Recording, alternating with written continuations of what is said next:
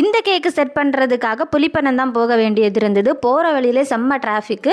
ஏன்னா பாகுபலி நடந்துட்டு இருந்ததுனால நல்ல டிராஃபிக்காக இருந்தது. ஸோ நல்ல டென்ஷனில் போன ஒர்க்கு தான். ஆனால் அங்கே போனப்போ வந்து இன்னும் ½ டைம் இருக்குது, ஸோ பொறுமையாக பண்ணிக்கோங்க அப்படின்னு சொன்னாங்க. தான் கொஞ்சம் ஹாப்பியாச்சு. ஸோ ஹாப்பி ஃபேஸோட நான் வந்து கேக்கை டெக்கரேட் பண்ணுறதுக்காக ஸ்டார்ட் பண்ணிட்டேன். இது வந்து ஒரு கேண்டி தீம் கேக் தான். ஃபுல் ஃபாண்டன்ட் ஒர்க்கில் தான் அவங்க வந்து மாடல் தந்திருந்தாங்க.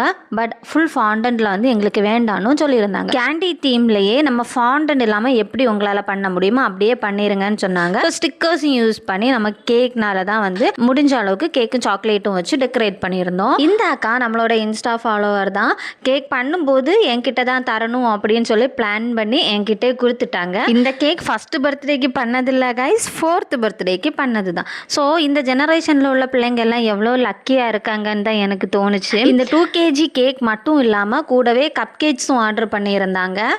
கப் கேக்ஸ் பக்கத்தில் நம்ம வந்து பண்ணியிருந்தோம். கூடவே நம்ம பிரேக் பண்ணுற பினாட்டா சாக்லேட்டும் ஆர்டர் பண்ணியிருந்தாங்க. உள்ளாடி ஃபுல்லாக சாக்லேட்ஸ் தான் வச்சுருந்தோம். ஸோ கேக் எல்லாமே சூப்பராக செட் பண்ணிட்டோம். ஃபைனலாக நம்மளோட கேக் பார்க்குறதுக்கு இப்படி தான் இருந்தது. அவங்களுக்கு ரொம்ப பிடிச்சது, அதை விட எனக்கு ரொம்ப பிடிச்சது. ஏன்னா நான் வந்து எக்ஸ்பெக்ட் பண்ணாத அளவுக்கு எனக்கு அவுட்புட் கிடச்சிது.